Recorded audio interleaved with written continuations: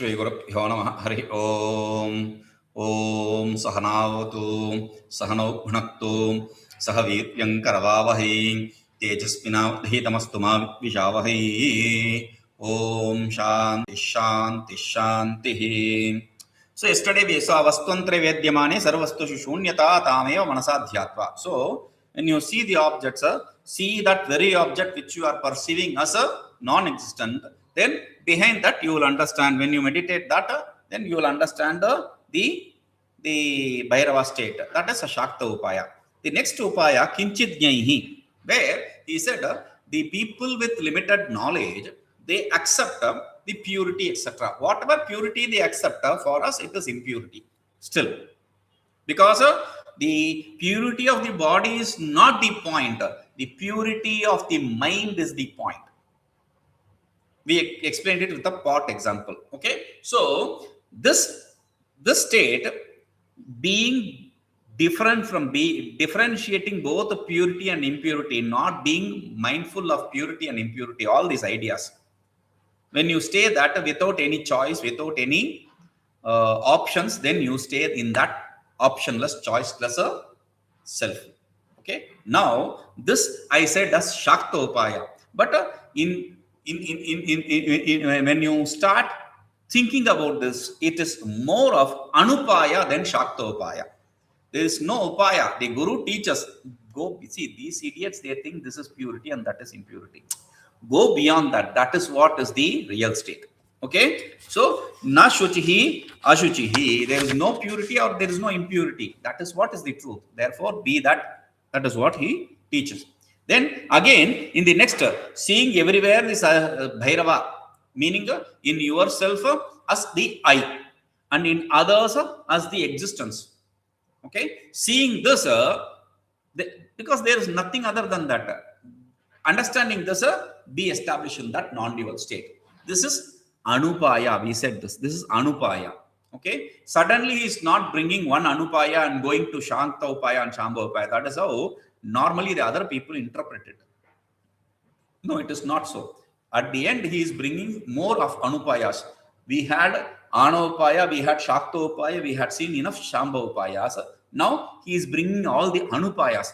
This is not a direct teaching to the disciple, but it is the teaching to Guru to initiate the disciple into these things. That is how you can understand. Okay? Now,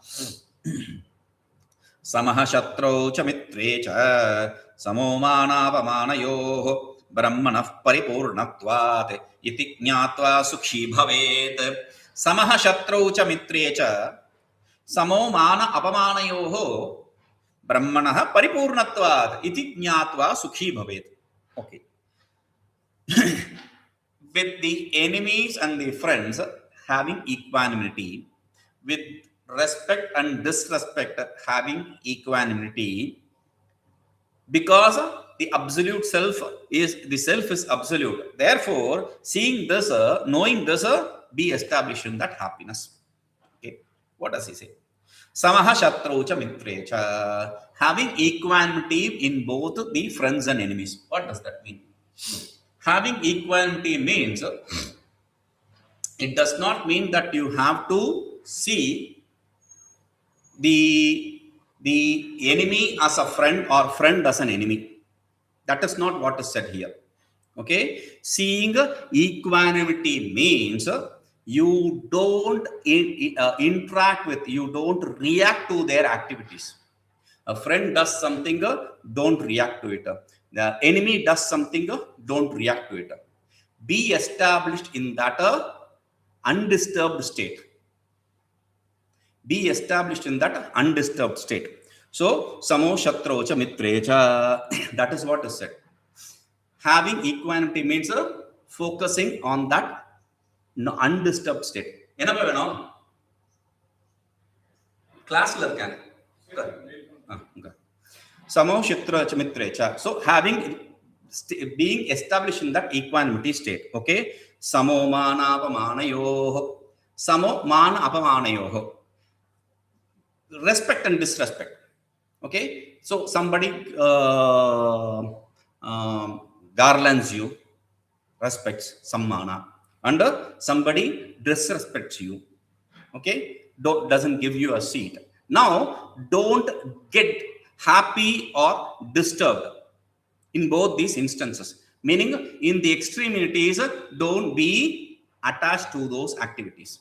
Okay, so Brahman. How can you be not attached to the activities? Because somebody does something, there is an equal reaction in us. So he says brahmaṇaḥ paripūrṇatvāditi, because the Brahman is absolute. Seeing the Brahman is absolute, you see the absolute in every place. That way, jñātvā, understanding that sukhī bhavet. Okay, understanding that Brahman is absolute, not reacting to any of this, be established in that bliss. Now, this is accepted to be śatrau upaya by Shivopadhyaya. Shaktim bhūmimāha, he says. But if you, this is also a very interesting thing. It is śatrau upaya from one standpoint and anupaya in another standpoint. How does it happen? Let us see. Samaḥ śatrau cha mitre cha. If you practice the equanimity with friends and enemies, with the respect and disrespect, practicing, then it becomes śatrau upaya. And through that practice, you become that, because you are not disturbed, you become that absolute self. This is the śatrau upaya mode. Okay. But if you see it as the guru's initiation to the disciple, from the second line, from the first line through the second line, it will be śatrau upaya. From the second line to the first line, it will be anupaya. So here, brahmaṇaḥ paripūrṇatvāditi. Since the Brahman is absolute, be established in that happiness. Don't be disturbed by these dualities. So the Guru initiates the disciple and immediately he gains that. We are talking about a very advanced seeker. Okay, so that is how we have to see. Anupaya, this is not śatrau upaya, not śambho upaya. From the first line, you can interpret as śatrau upaya, but it is not śatrau upaya, it is anupaya again. In the series of anupayas, this is the third anupaya. Okay. So, next. Na dveṣaṃ bhāvayet kvāpi, na rāgaṃ bhāvayet kvacit, rāgadveṣavinirmuktau, madhye brahma prasarpati. Na dveṣaṃ bhāvayet kvāpi, na rāgaṃ bhāvayet kvacit, rāgadveṣavinirmuktau, madhye brahma prasarpati. See, this is a very interesting thing. The previous and this is connected. In which way? The previous Dhāraṇā is talking about the action of the other person. So, if the other person's action is conducive to us, favorable to us, we accept him as friend. If the other person's action is not conducive to us, is not favorable to us, we treat him as enemy. So, the reaction depends upon the kind of activity of the other person. Okay. Now, forget about the other person. From your own standpoint, how do you treat this person and that person? Do you treat this person as friend and that person as enemy? Or that person as friend and this person as enemy? From this standpoint, this is it. From the other standpoint, the previous shloka, and from your standpoint, this shloka. What does he say? Na dveṣaṃ bhāvayet kvāpi. Don't have any hatred anywhere. Don't have hatred anywhere. Similarly, don't have a desire anywhere. Desire, hatred, don't have anywhere, in any place, in anything. Be going beyond the desire and hatred, meaning of getting rid of the desire and hatred, you see the Brahman in the middle. Okay, that is what the shloka says. Understand? Na dveṣaṃ bhāvayet kvāpi. Don't see the hatred anywhere. Don't hate anything. This is from your standpoint. Okay. Similar way, meaning with hatred, you don't get worked up. Next, na rāgaṃ bhāvayet kvacit. Don't be attached to anything. Don't be averse to anything. Don't be attached to anything. Okay. Now, when you are removed from this attachment and the aversion, the desire and the hatred, then madhye means in the middle. In the middle means what?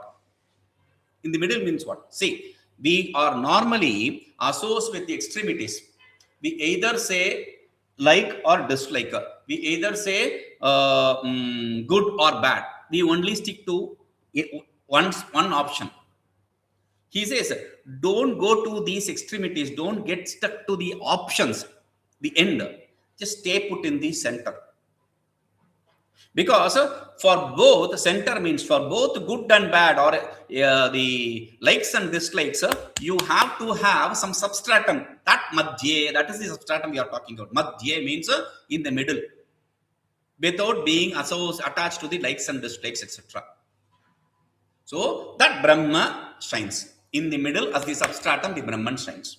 So here again, when from the first line, if you see, don't have likes, don't have dislikes, don't have aversion, don't have attachment, etc. From that standpoint, it is a teaching to you.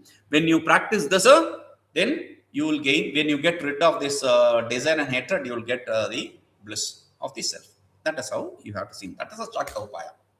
Okay. From the second, when you get rid of the desire and hatred, then the bliss, the self is that which shines in the middle of that as the substratum of it. So don't have any likes and dislikes. Then it becomes anupaya. From the first line, the second line, if you see, then it is śatrau. From the second line to the first line, again this becomes anupaya. Okay. So next. This is more of anupaya than śatrau. That is how you have to see. Yadvedyaṃ, yadgrāhyaṃ, yacchūnyaṃ, yadabhāvagam, tatsarvaṃ, bhairavaṃ, bhavyam, tadante, bodhasaṃbhavaḥ. Yadvedyaṃ, yadgrāhyaṃ, yadchūnyaṃ, yadabhāvagam, tatsarvaṃ, bhairavaṃ, bhavyam, tadante, bodhasaṃbhavaḥ. What does he say? Yadvedyaṃ. Vedya means knowledge, object of knowledge. Vedyam. Okay. What does he say here? That which is not an object, that which cannot be grasped, that which is a void, shunya. Instead of void, we'll have accept shunya, non-existence, and that which is understood through the non-existence. Understand all these to be bhairava. Then at the end, the knowledge takes place. That is what this Dhāraṇā says. But edu avedyam, what does that mean? Vedya means jñāya, object. Okay, the object of knowledge is vedya, jñāya, etc. Vishaya. Okay, so that which is not really an object of your intellect. Okay, then yadgrāhyaṃ, that which cannot be grasped by your organ, sense organ of knowledge or sense organ of action or mind. Or you can say yadu avedyam as that which cannot be understood through the sense organ of knowledge. Yadu yadgrāhyaṃ means that which cannot be now grasped through the sense organ of action. Okay, sense organ of knowledge and sense organ of action. Because it is not grasped through the sense organ of knowledge and sense organ of action, or because it is not an object, it cannot be grasped. Because it is not grasped, it is a non-existent. Shunyam. But here, the shunya is not void. That is why he said we will accept it as non-existent instead of void. Why? Because the shunya is defined after so many shunyas. Now he is at the end, he is defining shunya through a shloka. Shivopadhyaya defines shunya through a shloka. What does he say? Sarvalambana-dharmaischa sarvatatvairasheshatah sarvakleshashai shunyam na shunyam paramarthatah. We always translate the shunya as the non-existence of effect. This shunya. Okay, so that is a simple way to understand. So here he says sarva alambana dharmaischa, whatever the object, the support. So whatever the dharma, the attributes of the support, whatever you see as support, sarva tattva Tatvair asheshata, all the substances. Completely, all the substances. Sarva klesha ashehi, all the groups of troubles, all the groups of objects, all the groups of substances, and all the groups of troubles. Shunyam. It is devoid of. In reality, the truth is not paramarthata na shunyam. In reality, in truth, there is no void. So this shloka differentiates very clearly what shunya the others accept and what shunya we accept. So this can be understood even better by understanding the next word. Yadabhāvagam. Yadabhāvagam. Abhavagam means abhavad gamyam iti abhavagam. That which can be understood through the absence. How do you understand something through absence? This is the trick. Shunya means absence. You understand through the absence. Now, let me say the barren woman's son. Mare's horn, rabbit's horn. When I say rabbit's horn or barren woman's son, you immediately understand. How do you understand? Have you seen any of this? No. But still, you gain the knowledge. So, abhava gamyam instead abhave api gamyam. So, even through in the absence, that which does not exist in all three periods of time, the knowledge and existence are given for those. That which gives the knowledge and existence even for things which does not exist in all three periods of time. So, this world which you see in reality does not exist in all three periods of time, but it is experienced. How is it experienced? Because the self is, Bhairava is one who is giving it existence and the experience. That existence and experienceness is given by Bhairava. So, tatsarvaṃ. All that objectless, cannot be grasped, that which is absent, that which is understood through absence in serious steps. Okay?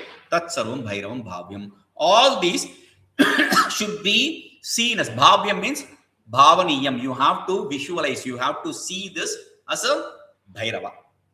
Okay. Bhavyam, bhu sattayam, existence. If you understand it is in the sense of they are all be instead of bhavyam as a to perceive, if you see it as a to be this, all this bhairava in all this, be the bhairava in all this. See everything to be bhairava means be the bhairava in all this.